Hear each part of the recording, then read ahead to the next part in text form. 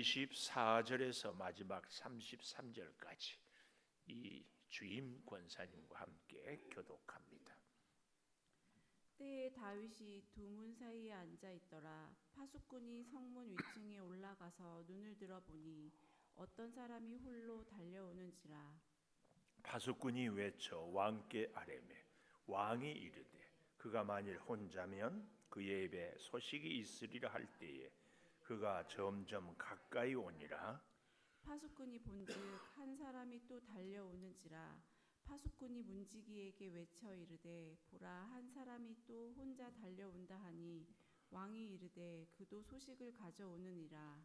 파수꾼이 이르되 내가 보기에는 앞선 사람의 다름질이 사독의 아들 아히마스의 다름질과 같으니이다 하니 왕이 이르되 그는 좋은 사람이 좋은 소식을 가져오느니라 하니라. 아히마아스가 외쳐 왕께 아뢰되 평강하옵소서 하고 왕 앞에서 얼굴을 땅에 대고 절하며 이르되 왕의 하나님 여호와를 찬양하리로소이다. 그의 손을 들어 내 주 왕을 대적하는 자들을 넘겨 주셨나이다 하니 왕이 이르되 젊은 압살롬은 잘 있느냐 하니라. 아히마아스가 대답하되 요압이 왕의 종 나를 보낼 때에 크게 소동하는 것을 보았사오나 무슨 일인지 알지 못하였나이다 하니 왕이 이르되 물러나 거기 서 있으라 하매 물러나서 서 있더라. 구스 사람이 이르러 말하되 내 주 왕께 아랠 소식이 있나이다. 여호와께서 오늘 왕을 대적하던 모든 원수를 갚으셨나이다 하니 왕이 굿수 사람들에게 묻되 젊은 압살롬은 잘 있느냐? 굿수 사람이 대답하되 내 주 왕의 원수와 일어나서 왕을 대적하는 자들은 다 그 청년과 같이 되기를 원하나이다 하니 같이 봅니다. 왕의 마음이 심히 아파 문 위층으로 올라가서 우니라.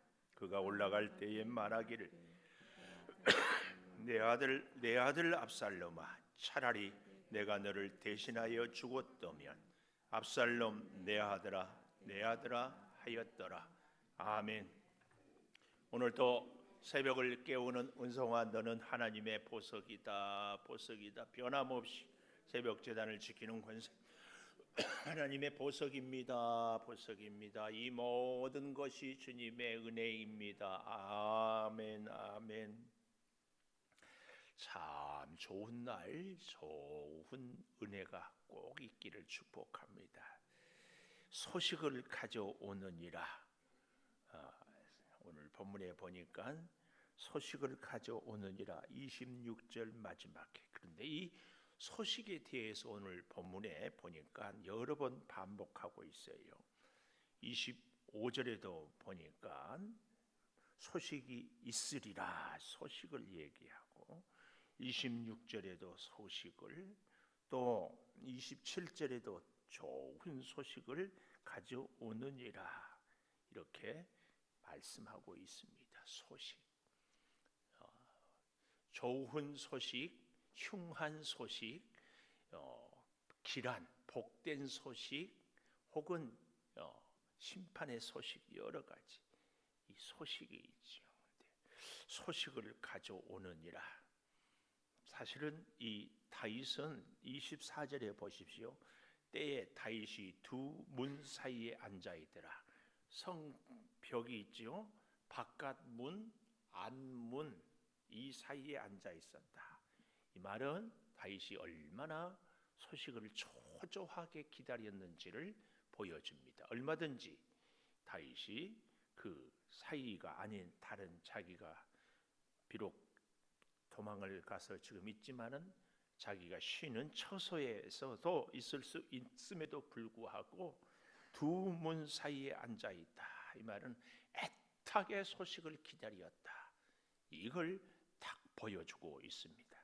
바로 그럴 때 오늘 첫째 소식을 가져오는데 첫째 24절에 보니까 이런 말씀이 나와요.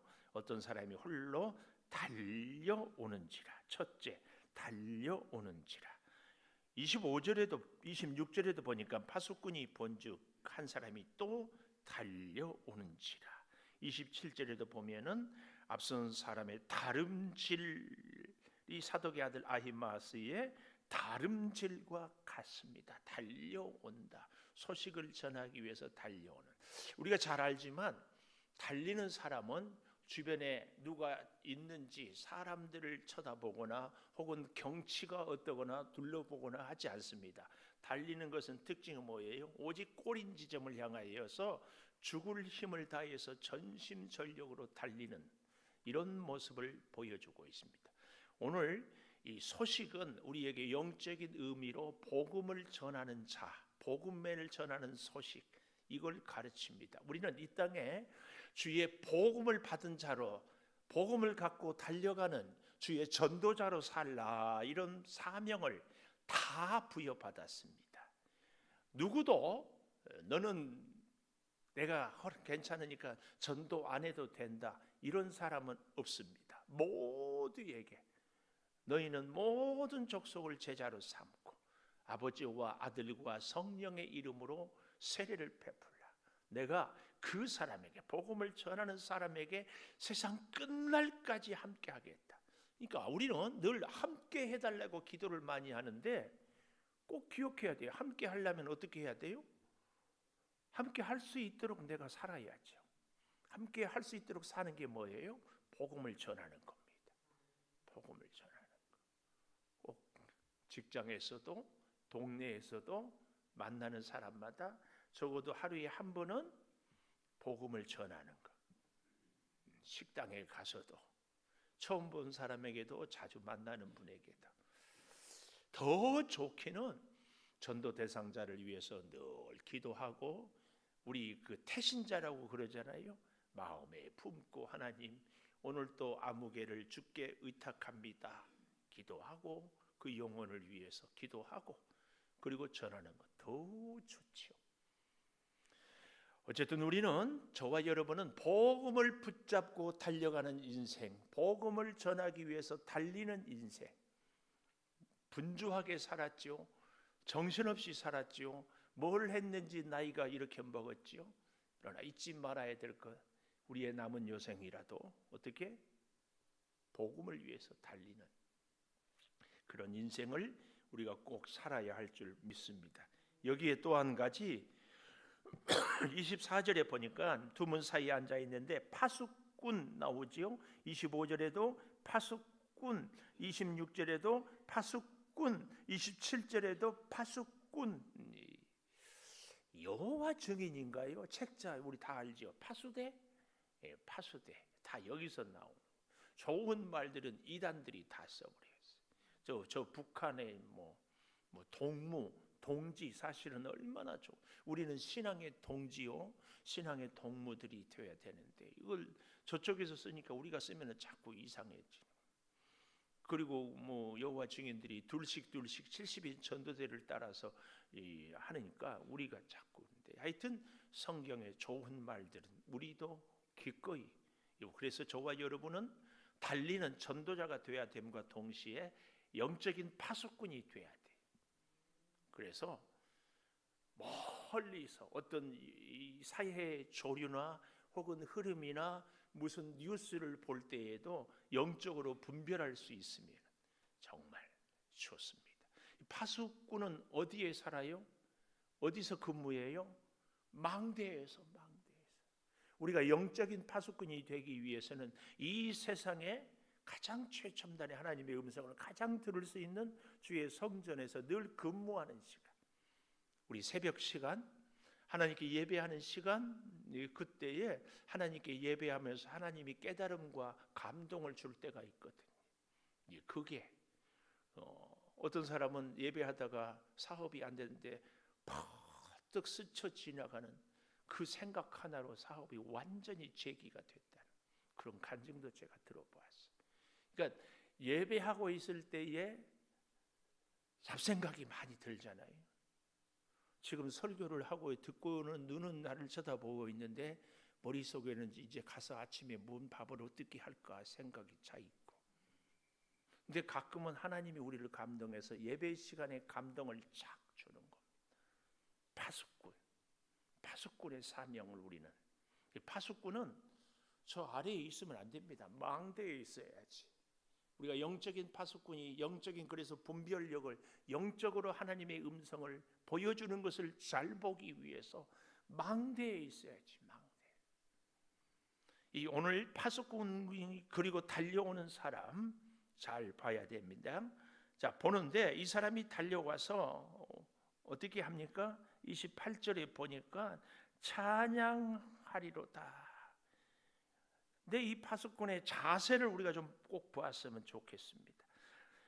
아히마하스가 외쳐 이르되, 이 아히마하스는 지금 달려오는 사람인데 누군가 15장 27절 보십시오.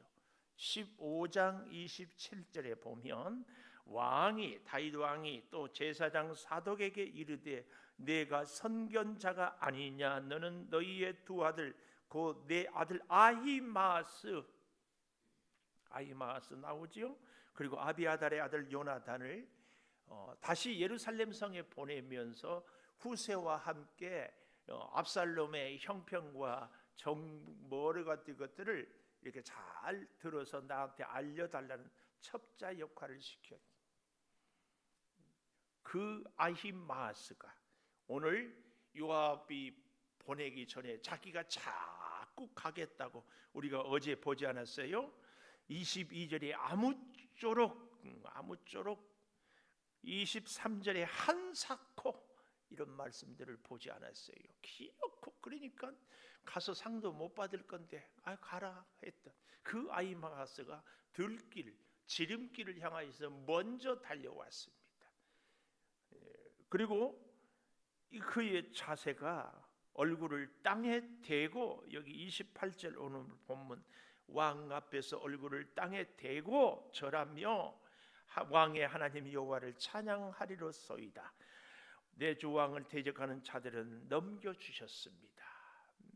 전쟁에 승리했기 때문에 큰 소리 땅 치는 게 아니라 복음을 전하는 전도자의 자세는 얼굴을 땅에 대고 절하며 겸손해야 복음을 전합니다. 예수를 전하는데 교만하게 전하면 안 된다는 것을 다시 한번 보여주는 거죠. 여기에 우리는 또 한 가지 27절 마지막에 보면 왕이 이르되 그는 좋은 사람이니, 누구냐? 아히마스 사독의 아들이니 좋은 사람이니 좋은 소식을 가져오느니라. 아주 우리에게 중요한 교훈이에요.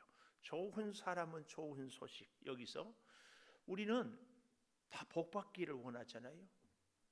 복받기를 원하는 사람, 복받기를 원하는 사람은 더 중요한 것이 우선돼야 돼요. 뭐가 돼요? 건강하기 위해서는 건강한 생활을 해야 되거든요.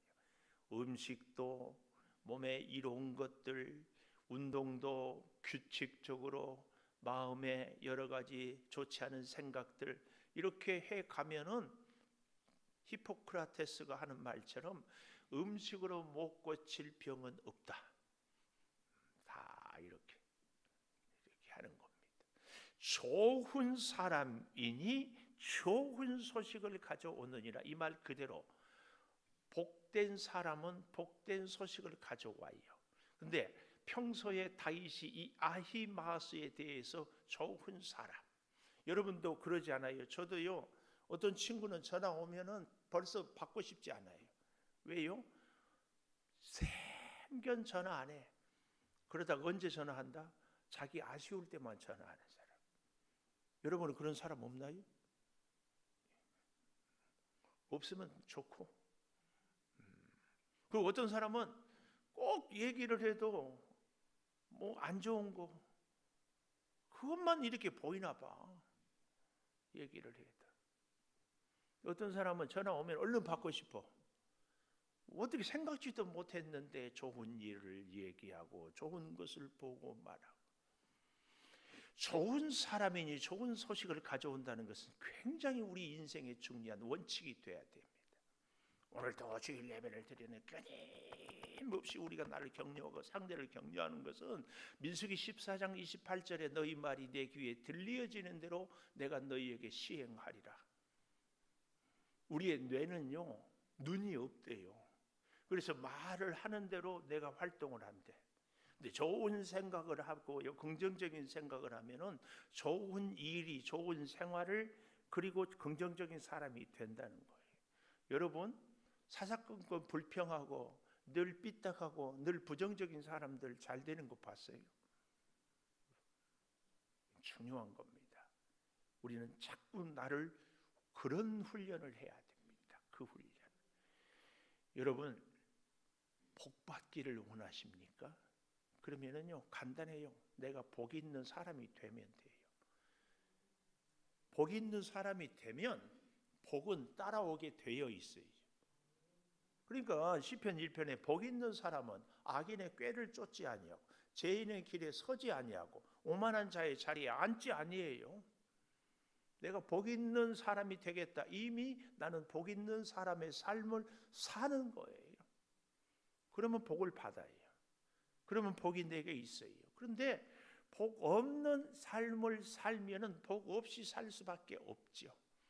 그러니까 복 받기를 원하거든 복 있는 삶을 살면 돼요. 좋은 사람이니까 좋은 소식 꼭 기억해야 돼. 꼭 기억해. 다 우리 복 받읍시다. 다 복 받읍시다. 그러려면 복 있는 사람. 복 있는 사람 중에 가장 복 있는 사람의 좋은 조건이 뭐냐? 확실한 조건. 복 있는 사람하고 늘 딱 붙어 있는 거예요. 더 정확하게는 복 주시는 하나님과 딱 붙어 있는 거예요. 하나님과. 그래서 말씀에 경청하고 말씀에 순종하고 말씀을 생각하고 그 하나님의 말씀을 붙잡고 달려간다니까요.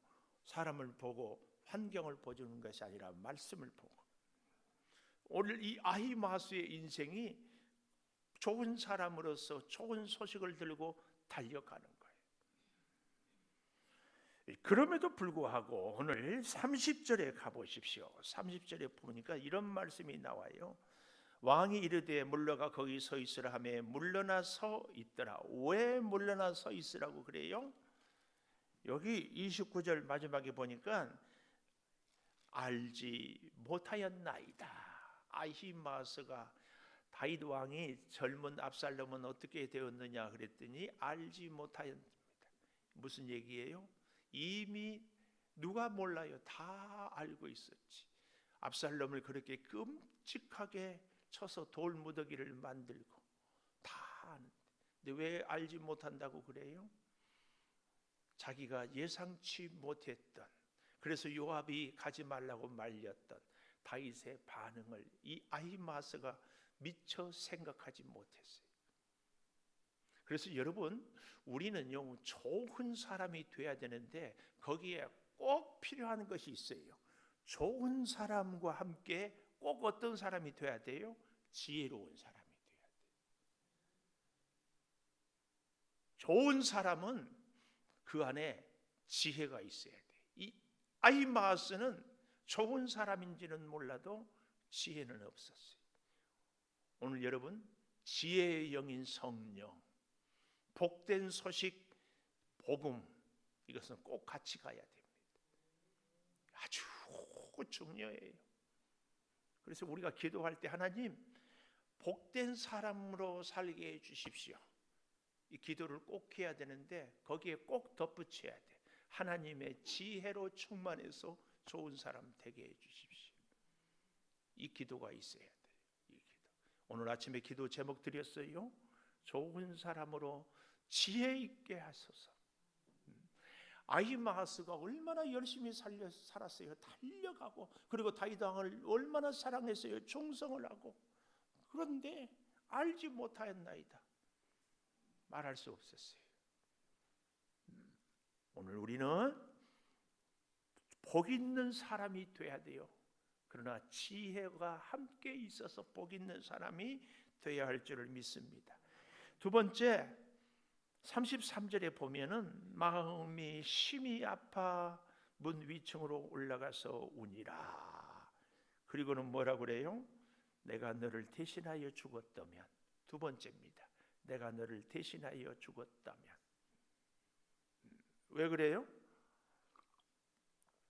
31절부터 보면은 구스 사람이 왕께 아릴 소식이 있나이다. 왕을 대적하던 모든 원수를 갚으셨나이다. 근데 참 재밌는 것은 이 구스 사람과 아히마아스의 태도예요. 이 구스 사람은 땅에 얼굴을 대고 엎드리고 절하며 이런 얘기가 여기 본문에 보니까 없어요. 그러나 소식을 분명하게 전하지요. 압살롬은 잘 있느냐?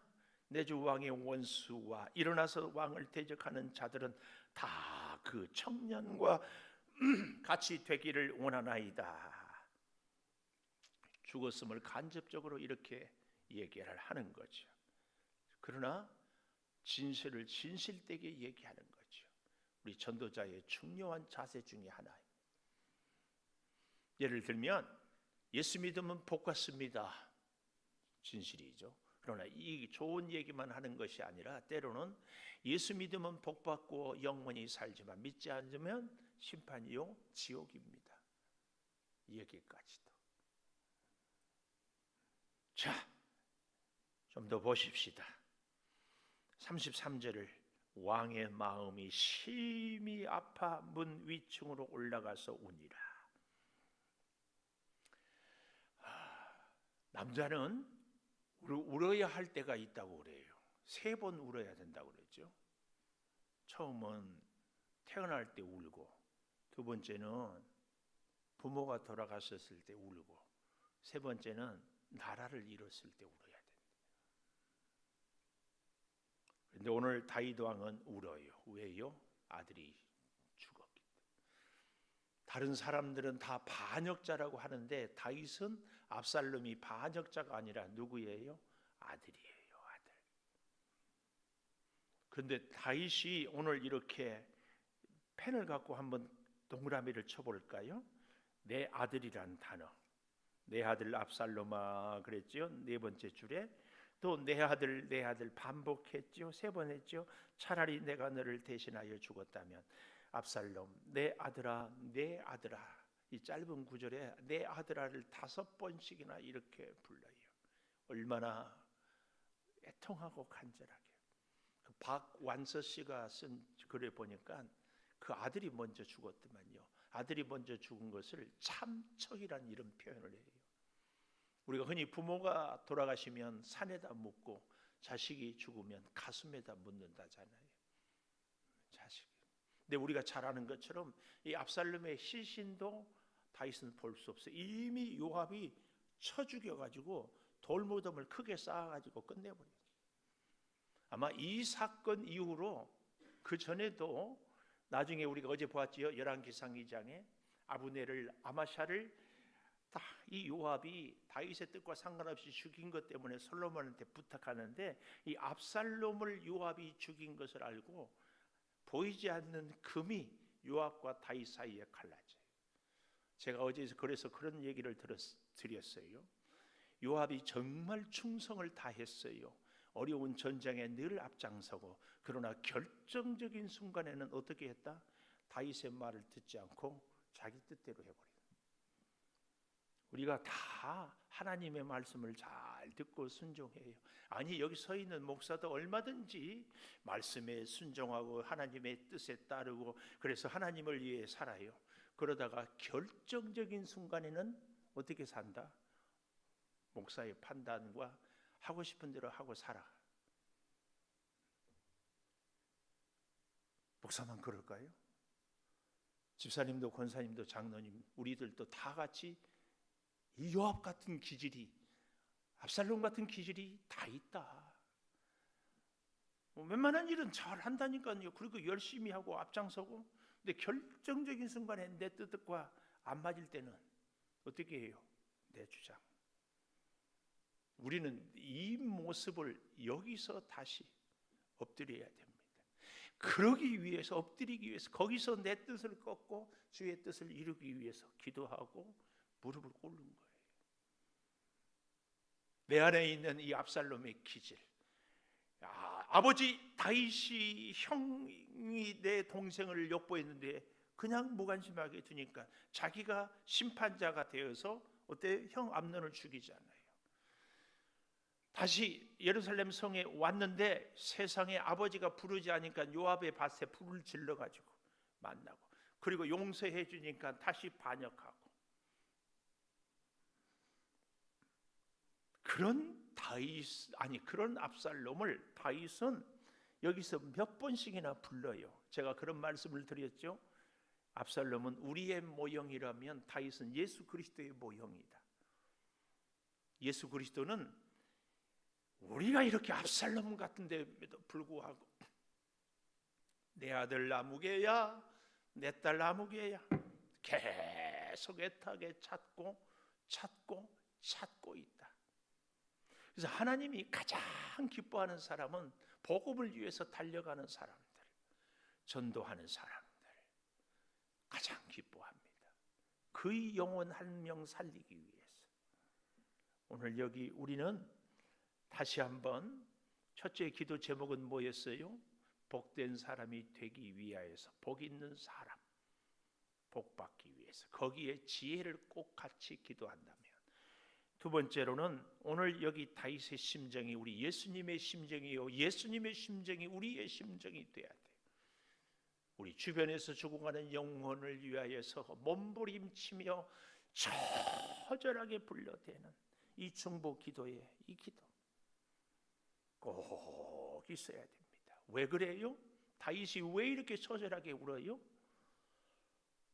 압살롬을 자기가 죽였다는 생각을 지울 수가 없어요. 내가 죽였다. 내가 본을 보이지 못해서, 내가 바르게 처신하지 못해서, 내가 압살롬을 따끔하게 교훈하지 못해서 이 모든 책임이 내게 있다. 이것이 다윗을 그렇게 슬프게 울게 했어요. 그래서요, 이제 내일 아침에 보게 되면 알겠지만 19장 2절에 보십시오. 왕이 그 아들을 위하여 슬퍼한 다음이 그날에 백성에게 들림에, 그날의 승리가 모든 백성에게 슬픔이 돼요. 승리가 슬픔이 돼. 얼마나 오늘 사랑하는 여러분, 우리 주님의 마음을 다시 한번 깊이 헤아리는 우리가 되기를 축복합니다. 기도하겠습니다. 소식을 가져오는데 복된 소식, 좋은 소식, 듣고 싶은 소식을 전하고자 달려가는 아히마아스의 모습을 봅니다. 비록 달리기는 못했지만 정확한 소식을 들고 달려가는 구스의 모임을 봅니다. 주여, 오늘 우리가 이 땅을 살아가는데 주의 복음을 전하는 복된 사람이 되게 하여 주시되 꼭 거기에 지혜를 허락하여 주시옵소서. 또한 아버지 하나님, 내 아들 압살롬아, 내 아들 압살롬아, 차라리 내가 너를 대신하여 죽었다면 처절하게 구슬프게 울어대는 다윗의 울음소리가 귀에 쟁쟁합니다. 주여, 우리가 믿지 않는 사랑하는 우리의 이웃들, 가족들을 주님 앞에 목 놓아 외치며 부르짖으며 아버지 하나님, 이 영혼 살려달라고, 하나님의 자녀 삼아달라고 목 놓아 외치는 기도가 우리에게 있사오니 어서 기도를 들으셔서 가족을 살리고 이웃을 살리고 민족을 살리게 하여 주시옵소서. 지금은 우리 주 예수 그리스도의 은혜와 아버지 하나님의 무한하신 사랑과 성령의 감동하심이 이제로부터 영원토록 함께 하시옵기를 간절히 축원하옵나이다. 아멘. 기도하십시오.